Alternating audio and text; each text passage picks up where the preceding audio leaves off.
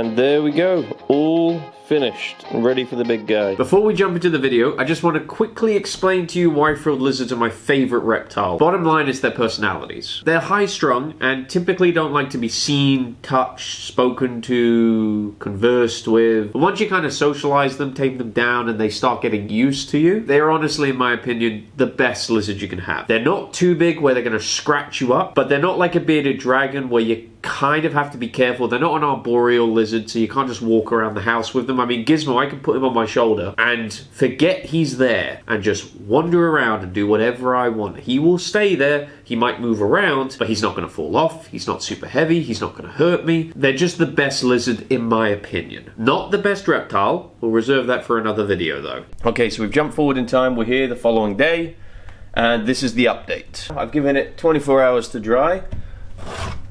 Nice and hard now. It's got some grit to it, so hopefully that will withstand the little bugger's nails better than the last method, which was silicone and just substrate and some paint. So I've got two different colors of grout on this. I don't think it's super obvious. You can kind of see the areas. You got the darker and then a little bit of this lighter color here, but I think that actually looks pretty good.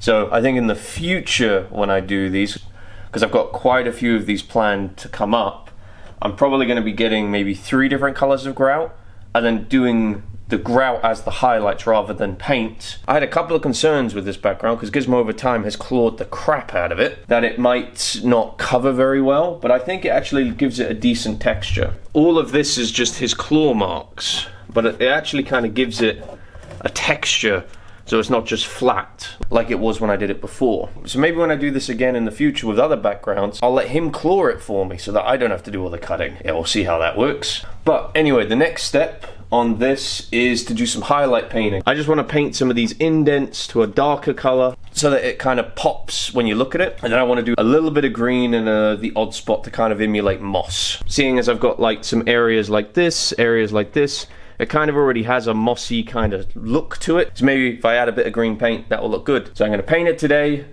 put the branches back today, decorate it today, and then we'll put Gizmo in it tomorrow once it's fully dried. It's coming to an end now. We can soon introduce Gizmo back to his castle here and get him out of that little bungalow that he's in. The paint colors that I'm going to be using for the highlights, I've got some green for a mossy look. I've got the black just to darken in some of the crevices. And then this brownie color, don't even know if I'm going to use it, to be honest, but we'll see how it goes. So I'm just going to do this. You guys can have a little bit of a time lapse as I'm doing it, and we'll see if it makes a dramatic change from the way it looks now to the way it looks after. So let's get started.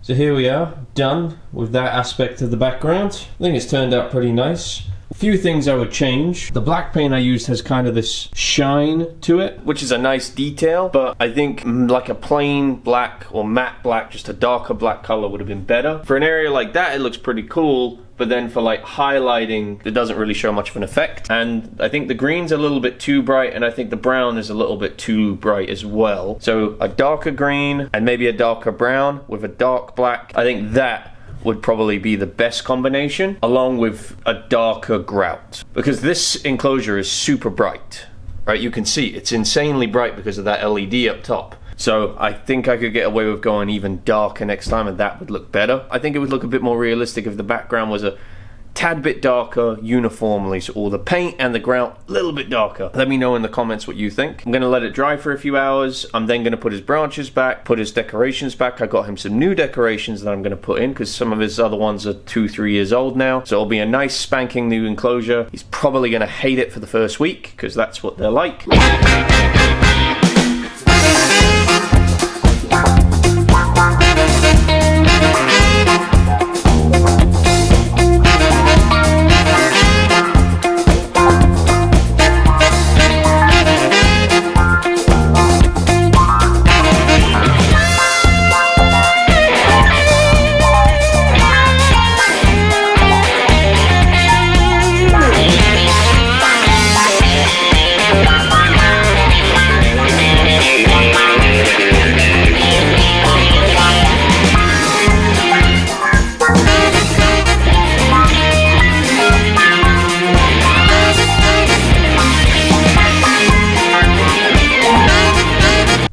thought I'd show you this, guys. It's quite interesting. You can see Gizmo has kind of hidden himself around the back of that log there. And the closer I get with the camera, the further around he will move.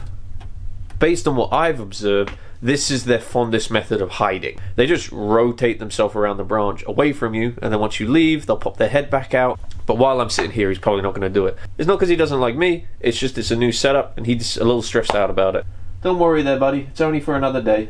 We're just waiting on the enclosure to dry. It's still a little bit wet today, so hopefully by tomorrow it'll be dry, and we can rehome him, and then his stress will end. And here we are. This is the following day now, and everything looks to be dry and set and hard and ready to go. I think it looks great once it's all combined like this, so I think it looks pretty good.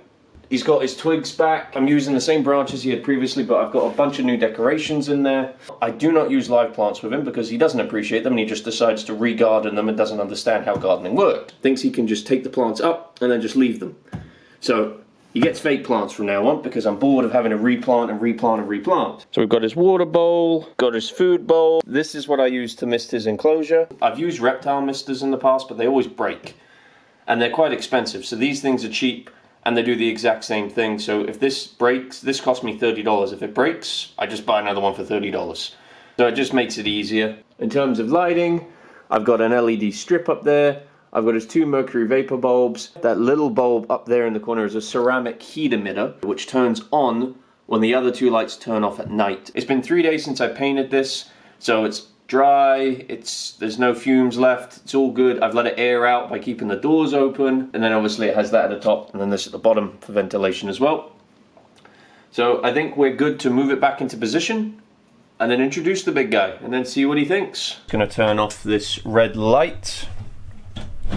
And then we'll see how he's doing. And this is typical frilled dragon behavior right here. New home, not very happy at the moment. I'm going to be putting you back into your new one. I'm sorry that it took so long, but I needed to wait for it to dry and it was taking a lot longer than I'd anticipated. Okay, let's move him back home. I think he's had enough of this. Alright, big guy. Here's your lovely new enclosure.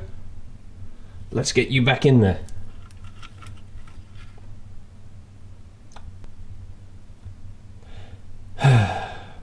Gizmo, you've got to enter the enclosure. Alright, here you go. Yep. Take your twig. There you go. There you go. Let's put your tail inside. There we go. Look at you, big guy. Do you recognize this place, Gizmo? This was your beautiful enclosure that I built for you 3 years ago that you decided to redecorate. Well, 2 can play at that game, buddy. Let's try and keep it this way, though. Or at least for a little while. And there he is, back in his castle. Now, let's have a quick discussion about the branches. So, Gizmo will use 4 of these branches. He'll use this one, he'll use this one, that one, and this one here. He won't use this one or this one. I mean, he might use them, but he won't use them as perches to actually sit on. Those branches are for when I introduce females to him. They actually have locations where they can go without competing for heat. So there's one directly up there under the heat lamp. Then there's one about 2 feet away from the heat lamp. There's this one here for the nighttime heat spot if they need it. And then there's this whole run here. So that way they're not fighting for heat spots or anything like that, because those branches Gizmo doesn't want to sit on. And I'm going to put him back in his temporary enclosure, put this one back in position, turn the lights on, get it warmed up, and then I'll reintroduce him, but that will all be off camera. This enclosure is quite cold at the moment, so I don't want to put him in here yet. So it's going to take a while for this to warm up. So that is it. So the background of this enclosure is 2-inch styrofoam. And in some areas, like here, this particular part and then this particular part, those are actually 6 inches of styrofoam. And it goes around the entire thing.